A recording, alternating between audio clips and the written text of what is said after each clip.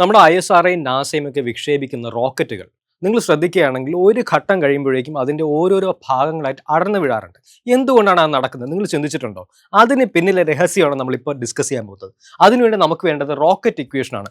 ഒരു rocket move ചെയ്യുമ്പോഴേക്കും അതിൻ്റെ അകത്ത് ഫ്യൂവൽ നിറച്ചിട്ടുണ്ട്. ഈ ഫ്യൂവൽ കമ്പസ്റ്റ് ചെയ്ത് നമ്മൾ എക്സ്പെൽ ചെയ്യുന്നു, എക്സോസ്റ്റ് ആയിട്ട് എക്സ്പെൽ ചെയ്യുന്നു.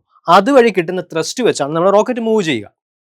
അപ്പോൾ ഈ ഒരു കാര്യം ആദ്യമായിട്ട് ഒരു ഇക്വേഷനായിട്ട് ഡിറൈവ് ചെയ്തെടുത്തത് ഒരു സോവിയറ്റ് സയന്റിസ്റ്റായ സൈൽകോസ്കിയാണ്. അതുകൊണ്ട് നമുക്ക് ഇതിനെ സൈൽകോസ്കി റോക്കറ്റ് ഇക്വേഷൻ എന്ന് പറയാം. ഇത് പറയുന്നത് എന്താണ്?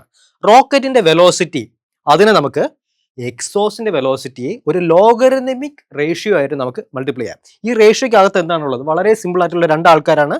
ഒന്ന് M0, നമ്മുടെ റോക്കറ്റിന്റെ തുടക്കത്തിലുള്ള എല്ലാ മാസ്, അതായത് അകത്ത് ഫുൾ ഫ്യൂവൽ ആയിരുന്നപ്പോൾ ഉള്ള മാസ് ഡിവൈഡഡ് ബൈ നമ്മുടെ ഫ്യൂവൽ കത്തിച്ച് കളഞ്ഞ് കുറച്ച് അവശേഷിക്കുന്ന സമയത്തുള്ള അതിൻ്റെ mass, that is final mass. അപ്പോൾ ഇനി എങ്ങനെയാണ് ഈ ഇക്വേഷൻ എക്സ്പ്ലെയിൻ ചെയ്ത് നമുക്ക് മൾട്ടി സ്റ്റേജ് റോക്കറ്റ് പറയാൻ കഴിയുക? മൾട്ടി സ്റ്റേജ് റോക്കറ്റിൽ ഓരോ സ്റ്റേജിലും നമുക്ക് ഫ്യൂവൽ കത്തിച്ച് കഴിഞ്ഞ് നമുക്ക് ഈ എക്സ്ട്രാ വരുന്ന മാസ് എന്ന് പറയുന്നത് അതിന് അധികപ്പെറ്റാണ്. സത്യം പറഞ്ഞ റോക്കറ്റിന് ഈ അധികപ്പെറ്റിനെ റിമൂവ് ചെയ്യുക വഴി ഓരോ സ്റ്റേജിലും പുതിയ പുതിയ വെലോസിറ്റികൾ നമ്മൾ റോക്കറ്റിന് കിട്ടുകയാണ്. ഈ പുതിയ വെലോസിറ്റി എന്താ? ഈ പുതിയ വെലോസിറ്റി ആഡ് ചെയ്യപ്പെടുകയാണ് മുന്നിലുള്ള വെലോസിറ്റിയേക്കാൾ. അപ്പോൾ ഓരോ സ്റ്റേജിലും ഓരോ മാസ് എലിമിനേറ്റ് ചെയ്യുമ്പോഴേക്കും അതിന് ഒരു വെലോസിറ്റി ബൂസ്റ്റ് ആണ് കിട്ടുന്നത്.